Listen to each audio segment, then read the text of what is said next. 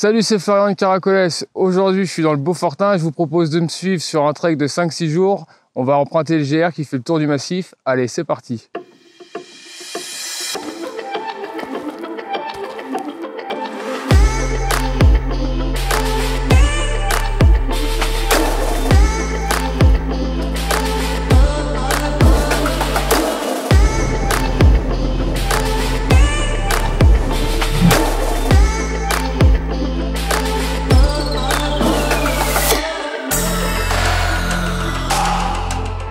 Hier, on est parti du village de Caige.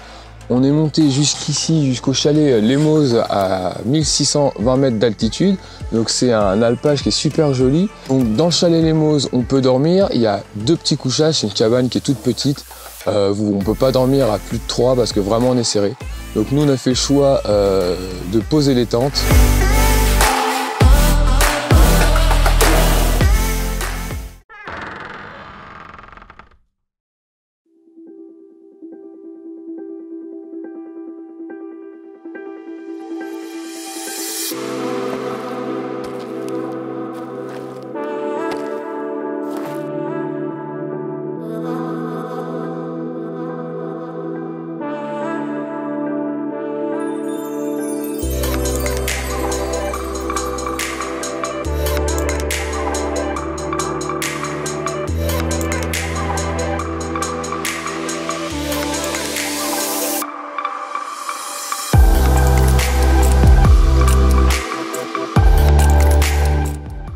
Donc ce matin, on est parti de la cabane des Moses à 1600 mètres d'altitude. On a pris la direction du col des Lacs. Donc là, on vient de passer le col des Lacs à 2251 mètres d'altitude. Prochaine direction pour nous, c'est le col de la Bastille.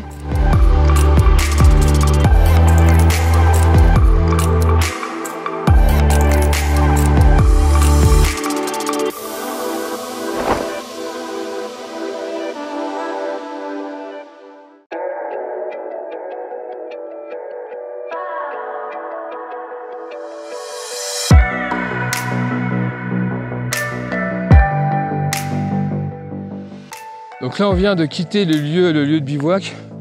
On a monté les tentes dans un lieu où on avait une super vue sur le Mont Blanc. Hier, on a pris le choix, on a fait la décision de ne pas suivre le GR qui fait le tour du Beaufortin. Là, aujourd'hui, on se dirige pour faire l'ascension du Grand Mont.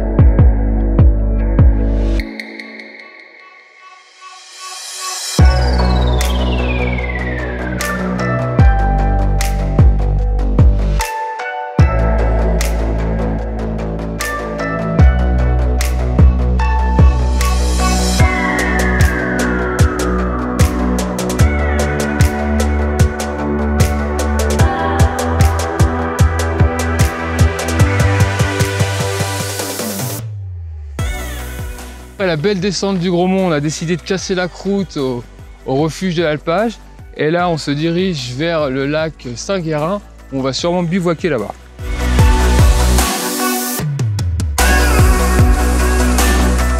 Alors cette nuit, on s'est posé au lac de Saint-Guérin. Hier, on s'est un petit peu planté de chemin, on s'est trompé, on n'a pas vu le GR. Ce qui fait qu'on est descendu bien trop bas par rapport au lac. On est descendu, on est arrivé sur la route, donc un chemin pas très agréable à remonter. Et du coup, on est remonté au-dessus du barrage au niveau du lac pour pouvoir planter la tente.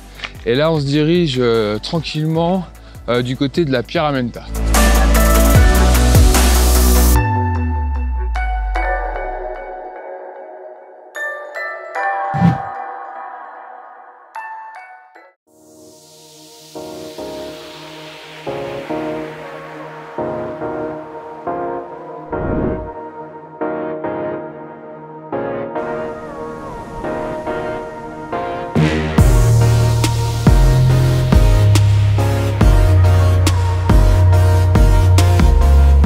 Donc là on est au col du Coin à 2398 mètres d'altitude. Donc avant d'arriver au col, il y a le petit raidillon qui est bien dur, mais ça vaut vraiment le coup avec la vue.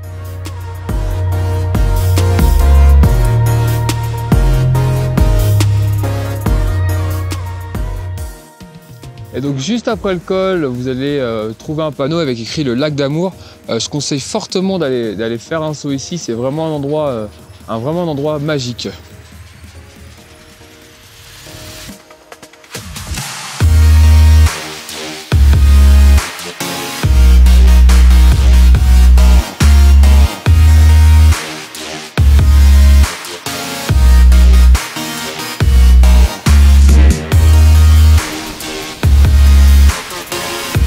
Donc après une belle montée dans les cailloux, dans les pierriers, on vient d'arriver au col de Bresson à 2469 mètres d'altitude et l'arrivée est sublime. Par contre ça souffle bien et il commence un petit peu à pleuvoir.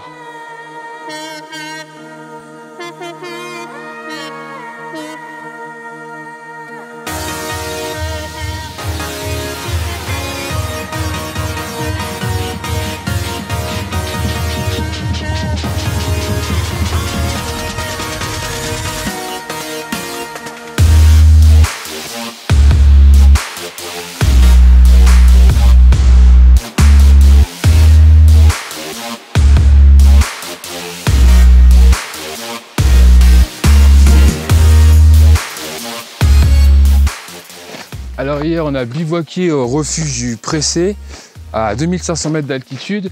Donc on a mis les tentes autour d'un lac à côté du refuge. Donc c'est vraiment un endroit magnifique pour pouvoir bivouaquer.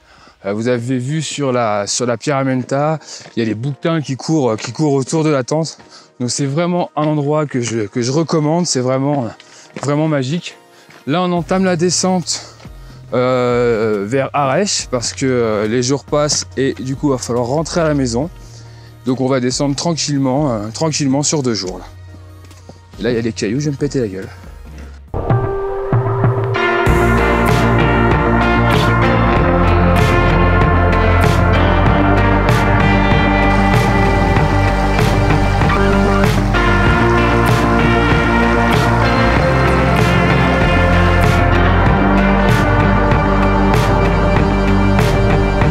Là, on se dirige vers Arèche qui sonnera la fin de notre périple. Donc lors de ce trek, vous avez pu voir, on évolue souvent à 2000 mètres d'altitude, voire plus, 2003, 2005. Donc on emprunte souvent des sentiers qui peuvent être en dévers, on évolue souvent dans des pierriers, on peut croiser également des névés.